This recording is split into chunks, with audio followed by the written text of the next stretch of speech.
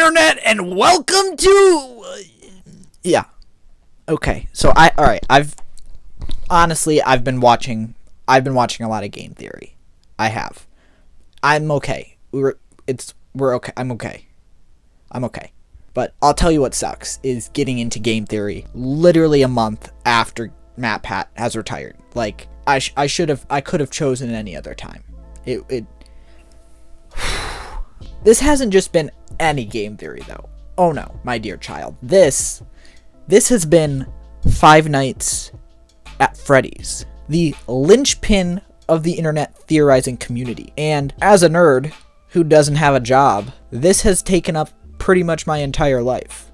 So I figured, what better way to express that than giving my own thoughts on the lore and the secrets that are still held within this story. Now, I know.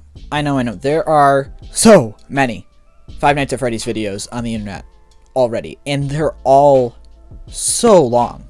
Like, there are so many videos. They all apparently have Golden Freddy on the thumbnail. Editor's note, we're gonna need to put him on the thumbnail. And wait, does that one say 8 hours? Holy crap. Okay. That actually looks really interesting. I'll be right back. Later. Okay. So this video is not going to be a full explanation, but it will be part of a full explanation, which will be told across 3 videos. And I will be doing my best to explain the entire Five Nights at Freddy's story. To the best of my ability, I cannot be held accountable for the confusion around this series, as it is confusingly confused about its own storyline, and it is very, very, very, very, very, very frustrating in the lore that it leaves out. Before I start, I'm going to go through a few important bits. 1, I will be doing my best to explain all of the versions of these characters. However, I'm not going to be talking about some of the stuff that is coming to light in Into the Pit and Help 1 and 2, because that's just not stuff I'm familiar enough with, and Into the Pit isn't even out yet, so there's not a lot we can talk about in that area. If you want me to do a video talking about Into the Pit trailers, or maybe once I do play Help 1 and 2, that we can cross that bridge when we come to it. 2, this will be set up in 3 videos. Part 1, this video, the one that you already clicked on, the background. Part 2, the story as told by the community. This is going to be a compiling of the best versions of these stories I could find, with a sprinkling of things that I think are accurate compared to other theories, my own theories. And part 3, har, which directly translates to my own personal theories. This is going to be a video about, the theories that I have that don't exactly fit into the story from part 2 or anything like that. It'll just be kind of my own research that I did and things that I think fit thematically. My own personal game theory video, if you will. Finally, all the lore explained in this video is going to come mostly from either myself and my own research from the games, game theory, or dual process theory, which are all great channels. If you haven't seen them, you probably have. Watch them, because it's fascinating. And then props to my cousin and Markiplier for getting me into this series. Alright, now that all that legal stuff is out of the way, let's get into it. Slap on our Five Nights at Freddy's security badges and get ready for the background of Five Nights at Freddy's.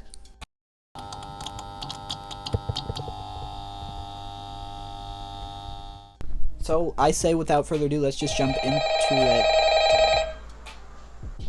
I'm so sorry. 1 second. Hello? Hello? I just wanted to let you know, these videos have been done by pretty much everybody. Okay, yeah. Who exactly are you? I'm Phone Guy. That doesn't help me. The fan base is still up in the air about who I am. Oh, great. I'm gonna hang up now. No, wait, don't you think doing a Five Nights at Freddy's video... I'm sorry, that was really rude of him. So our story starts with 2 men, William Afton and Henry Emily. Question mark after that Emily, because we still aren't sure if that's his last name. So we're gonna go with just Henry. Henry is an engineer famous for his robotics expertise. He is really good at building animatronics. The models that Henry works on for animatronics are the ones that you would see in the early Five Nights at Freddy's games, Five Nights at Freddy's 1 and 2. The ones that are on the stage performing, they have that mostly cartoonish look with the fursuits on the outside of them. He builds these, and he's very, very good at it. Henry also invents something called a spring lock suit. A spring lock suit is a mixture between an animatronic suit and a mascot suit.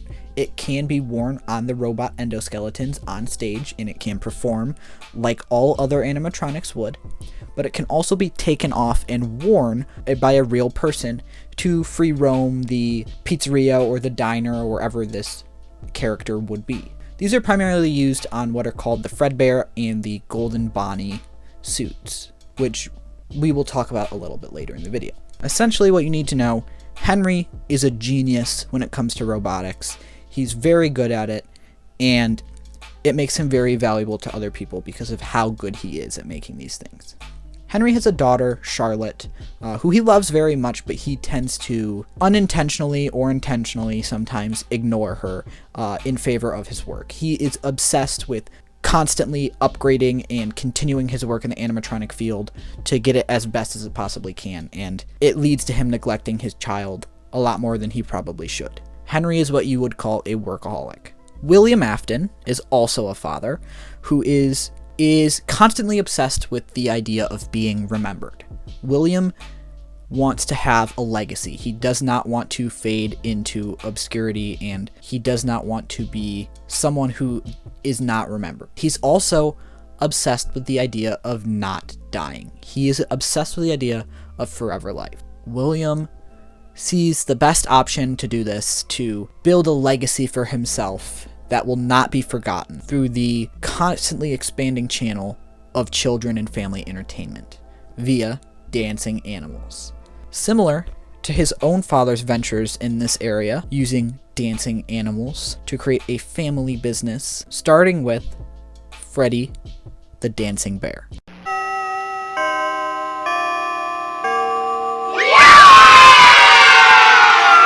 Okay, so let me be clear. What I am saying right now is that William Afton's father potentially is responsible for the creation of the character of Freddy Fazbear, the earliest interpretation of his character. Similar to how Mickey Mouse went through many, iterations of his character, starting as Oswald the Rabbit, I believe, before he eventually became Mickey Mouse. Freddy Bear started as Freddy the Singing Bear. I know that this is technically not confirmed canon.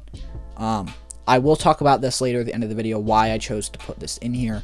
But I believe thematically it makes the most sense for Fazbear Entertainment and William's ambitions to be from a family business of this singing animal, and it to grow eventually into the animatronics. This being a family business would thematically explain why William has these ambitions, why he already starts with the ambition of wanting to improve upon children's entertainment and family dining. It would explain the pressure and ambitions that he puts upon himself, because I believe that William experienced a very abusive childhood from his father. Picture a father who's constantly focused on building his company from the ground up. A father who wants his son to take over in the future, but doesn't think he has what it takes and constantly shows him that. William grows up believing that he is not good enough for his father or for anyone in his family. He grows up resenting Freddy the Dancing Bear from taking his father away from him. All those hours his father spends at the office when he could be spending them with William. When William's father finally dies, he's free. He does not have to deal with these pressures anymore. He has his own family now, after all. He doesn't have to go along with this. He doesn't have to join this family business. He has his own story to tell, his own loved ones. But that's not what William does. That's not who William is. He needs to prove to himself and his father that he was good enough by taking over the family business and doing it way better than his father ever could, by completely revolutionizing the family dining and children's entertainment industry. William creates Fredbear, a reinterpretation of his father's creation, Freddy the Singing Bear. And he also creates Golden Bonnie, a character that is his own, a character that he hopes to one day see overshadow what his father made, finally proving that William is not only good enough, but better than his father could ever imagine. And as William works towards this goal of seeing his father's dream and now his dream grow and blow out of the water of what anyone else could have expected, William falls into the pattern of neglecting his own children, neglecting his own family, and begins to exercise some of the abusive tendencies that his father once did on him. Meanwhile, Henry builds up his own business with a restaurant called Chica's Party Time. And this is a restaurant that features... Okay, hi, Future Dawson here. I'm just going to jump in to kind of wrap up this section, because when I originally filmed this, I put a group of animatronics known as the mediocre melodies in this spot in the timeline. But upon my further research, I kind of figured that there isn't enough evidence to place them here, from my personal opinion. The one thing that I could find is related to the official guidebook of the characters, explaining one of the mediocre melodies, Ned Bear. And in this, it claims and says that Ned Bear is very clearly a cheap way to rip off Freddy Fazbear without, getting caught for any copyright laws. And this kind of leads us to believe that it's obviously just a ripoff of Freddy Fazbear. However, for me, the name is the biggest detail here, because it's Ned Bear, not, Nettie Razbear, right? It's just Ned Bear. It's a direct ripoff of the character Fredbear, which is the incarnation of this bear character at this time. So logically, it could make sense for it to be in this time period. However, I didn't have anything else to back this up. There was a little bit of physical evidence, but there wasn't a lot of narrative evidence. It wouldn't make a lot of sense narratively, so I chose to put that out of the storyline. It's not as important to the bare bones of the background I'm trying to lay down here. The most important pieces that you need to know coming out of this video is that Henry is a brilliant engineer who makes strides in the field of animatronics. William is a man full of ideas, who is haunted by his childhood and his past and how his father treated him, and left with the burden of his father's expectations to be this great powerhouse for children's entertainment. And he also puts a lot of pressure on himself to build a legacy that far surpasses anything his father had. Together, Henry and William join forces. They start a company. William's the ideas man, Henry's the engineer, and they open up the very first location of Fredbear's Family Diner. And this is where our story begins, and where this video ends. That is all you need for the background information. I will say once again, all of the things expressed in this are not explicitly confirmed, except for the existence of Fredbear's Diner. The rest is, as you would say, just a theory. Yeah, okay, I know. I cringed at myself on that one. This is all important info you need before we get into the real meat and bones of this story, the games. And before I end the video, I would like to reiterate my inclusion of William's father as a character. This is not something that I've seen talked about on YouTube before. It could be, but not in anything that I've seen.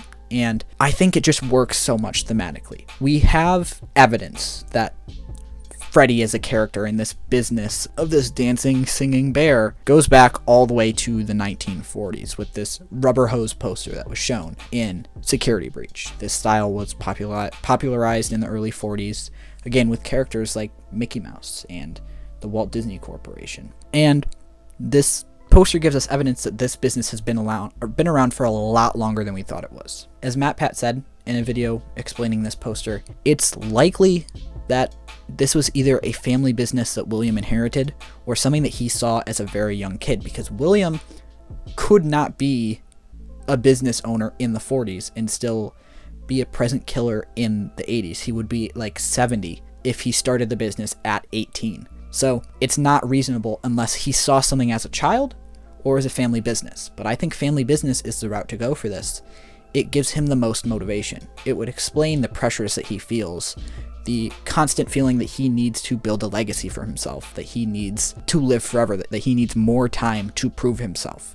And it would explain how he dives into these abusive tendencies so quickly with his own family, because it is something that he was raised in with his very own father. It is proven that people who experience abuse as children either can go to people who show the same abuse towards them as their old abuser did, or can use those very same abusive tendencies on their own loved ones. And while this is by no means at all, it is some, and it is a very likely possibility for William's character. So that's what I chose to go with. And I think, honestly, it makes the most sense for the character overall.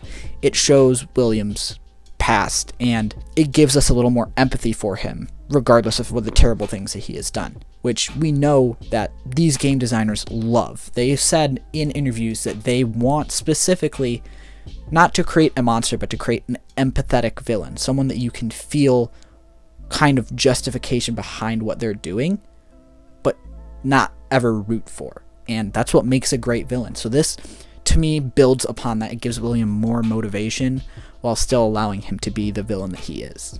Hi, Future Dawson. Again, I just wanted to say a few things here. There are two types of evidence that I was looking for when creating this theory and this background video, and that is narrative evidence and physical in-game evidence that we see, right? I see a lot of narrative evidence in this theory, for sure. The fact that William is so abusive of his children and actually becomes like a child murderer, it's not a huge leap for me to assume that these ambitions that he has and these dark tendencies all stem from a rooted trauma that he has from his own father and a family business that came from that. However, I did want to get a little more physical evidence than just that poster. So in writing my second part of this video, which will come out at some point, I was looking through all the games and I found an interesting detail from Five Nights at Freddy's 4. Throughout the game, you play as the crying child, presumably William's son, which we'll get into in another video. It follows the victim of a bite by Fredbear.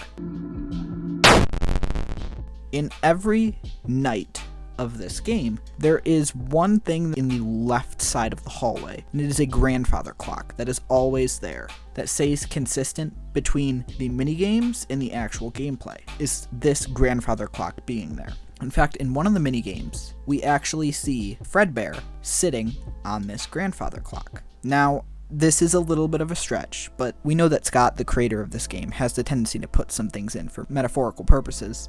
So would it be that far of a reach to assume that this grandfather clock could be representative of kind of haunting the grandfather of this child, the creator of Fredbear, who eventually ended up killing William's son?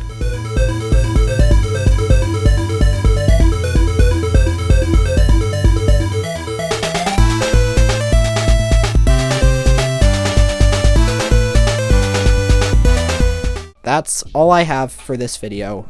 Thank you guys for watching. Let me know what else you want to see with Five Nights at Freddy's. It's probably my favorite thing to talk about right now. Part 2 will be coming up soon. I'm not exactly sure, but I'm working on it. It's going to be a lot longer than this one, I think. Alright. I have to pee, so we're going to leave it here. It's a great way to end a video, Dawson. Thanks, Dawson. I will see you guys later. Bye-bye!